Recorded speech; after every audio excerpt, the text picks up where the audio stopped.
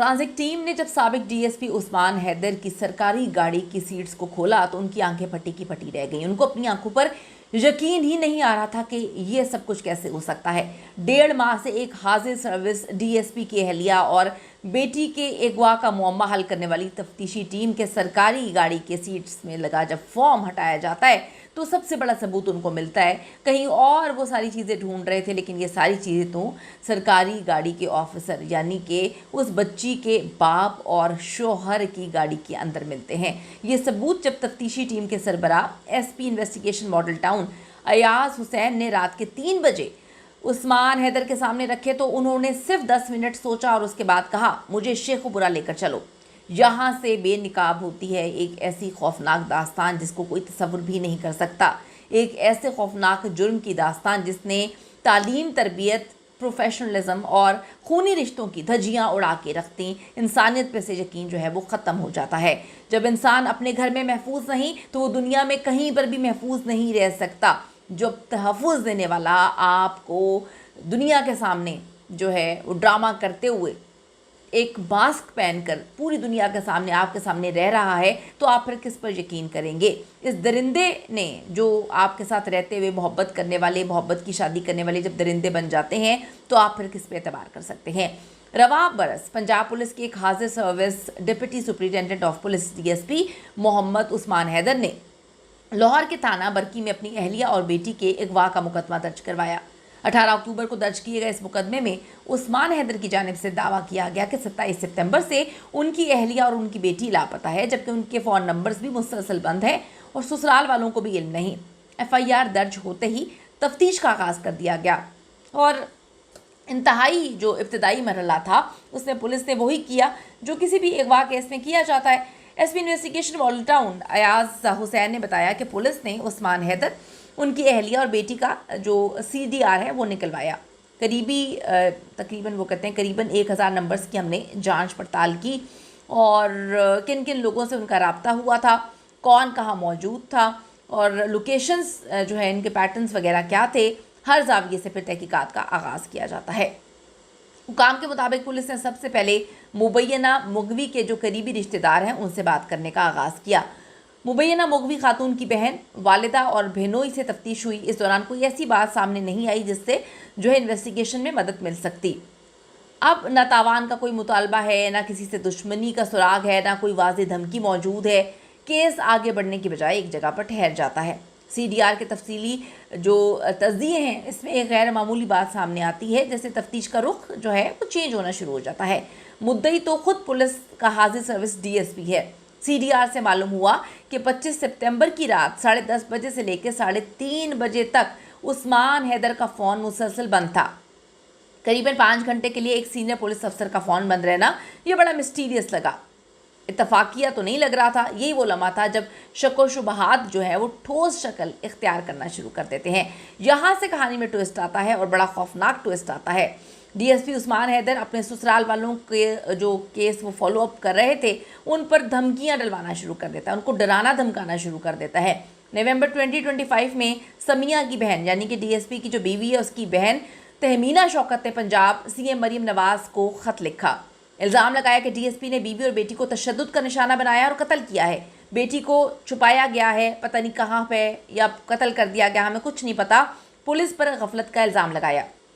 Police ने फैसला किया कि अब जो शकूक व शुबहात हैं वो ठोस सबूत के साथ वाज़ेह किए जाने का वक्त आ चुका है। पुलिस ने फिर DSP उस्मान हैदर के घर का फोरेंसिक करने के लिए एक टीम बनाई। घर का बारीक बीनी से जायज़ा लिया गया। टीम को बेसन, वॉशरूम्स, किचन, बेड से नहायत कम मिकदार में खून के ट्रेसेस मिलते हैं। ये वो इशारा था जिसने तफ्तीश को एक नया मोड़ दिया। तफ्तीशी टीम ने इसके बाद उस्मान हैदर की सरकारी गाड़ी का फोरेंसिक करने का फैसला किया। जब गाड़ी के फ्रंट और बैक सीट के कवर्स को उतारा तो सीट के अंदर मौजूद फोम की जांच की गई तो तफ्तीशी टीम के सामने वो सबूत आ गए जिसे नज़रअंदाज करना मुमकिन नहीं था। फोम के अंदर काफ़ी मिकदार में खून के धब्बे पाए गए जिनकी वजह से सीट का फॉर्म काफ़ी सख्त हो गया था। इसी दौरान DIG इन्वेस्टिगेशन सैयद ज़ीशान रज़ा ने खुसूसी तफ्तीशी टीम तश्कील दी जिसकी सरबराही SP investigation Model Town Ayaz Hussain जो है उनके सुपुर्द की गई। उनके मुताबिक ये काम बिल्कुल भी आसान नहीं था। सामने मुमकिन तौर पे एक ऐसा मुलजिम था जो खुद इस निज़ाम का हिस्सा था और जो पुलिस के तरीक़ेकार को बहुत अच्छे से जानता था।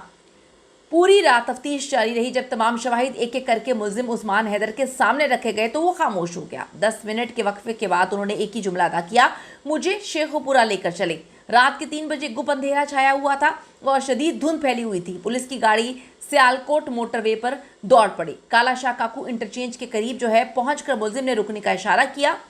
एसपी इन्वेस्टिगेशन अयाज हुसैन बताते हैं कि ये इलाका फिरोजवाला थाने की हदूद में आता है।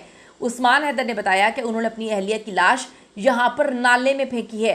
पुलिस को रिकॉर्ड से मालूम हुआ कि 5 अक्टूबर 2025 को इसी मकाम से एक मसकशुदा लाश मिली थी, जो बाद में पोस्टमार्टम के बाद शेखुपुरा के कब्रिस्तान में अमानतन दफन कर दी गई थी।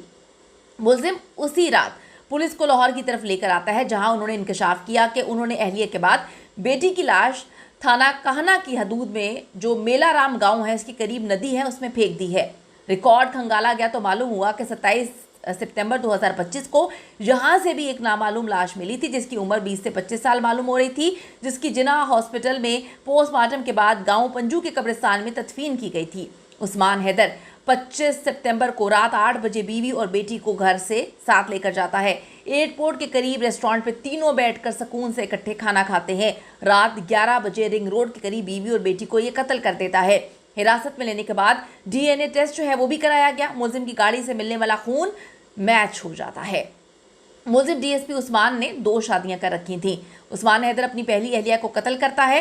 पहली बीवी समिया ने उसकी लव मैरिज थी, मोहब्बत की शादी थी, जबकि दूसरी शादी वो उसने अपने ख़ानदान में की थी। मुलजिम की बेटी मुलजिम की बजाय अपनी माँ का साथ देती थी और माँ की तरफदारी करना इसको बहुत बुरा लगता था। इसी वजह से मुलजिम ने अहलिया के साथ बेटी को भी कत्ल कर दिया। कत्ल में सरकारी गाड़ी का इस्तेमाल हुआ। मुलजिम ने प्राइवेट पिस्टल वो इस्तेमाल किया। हुकाम के मुताबिक ये तनाज़ा सिर्फ एक प्लॉट की खरीदारी पे था। इस हवाले से एसपी अयाज हुसैन ने बताया कि मेरी बीवी चाहती थी कि एक प्लॉट उनके नाम हो, ताकि जब बेटी तो जवान थी और अपनी बेटी के लिए एक महफूज घर की ख्वाहिशमंद थी। बेचारी का क्या कसूर था, बेचारी यही तो चाहती थी। मुलजिम इस बात पर अहलिया पर तशद्दुद किया करता था। 25 सितंबर की रात गाड़ी में ही तल कलामी पे उसने पिस्टल निकाला। फ्रंट सीट पे बैठी अहलिया को 2, जबकि पिछली सीट पे बैठी बेटी को 1 फायर मारा और यूं लाशें अलग अलग मकामात पर ठिकाने लगाईं और चंद दिन बाद खुद ही अगवा की FIR दर्ज करवाता है। अब मकतूला की वालदा की शिकायत पर ये सारे के सारे शवाहिद वगैरह इकट्ठे किए गए। ये दोहरे कत्ल का केस जिसको सुनकर लोगों के पैरों तले से ज़मीन निकल जाती है, जिसकी सज़ा कानून के मुताबिक 2 बार सज़ाए मौत है। डीएसपी उस्मान हैदर की अपनी ही फैमिली को कत्ल करने और फिर 3 महीने तक पुलिस को उलझाने, पुलिस को गुमराह करने और ये साबित करता है कि हमारे करीब जो रिश्ते हैं हम उन पर एतबार नहीं कर सकते हैं। रिश्ते भी हमसे नफरत कर सकते हैं। इंतकाम और सफाकियत में ये रिश्ते तब्दील हो सकते हैं, लेकिन मुजरिम कितना भी ट्रेंड, कितना चालाक, कितना मक्कार, कितना ही बड़ा पुलिस का अफसर भी क्यों ना हो, कोई ना कोई सबूत पीछे छोड़ ही जाता है।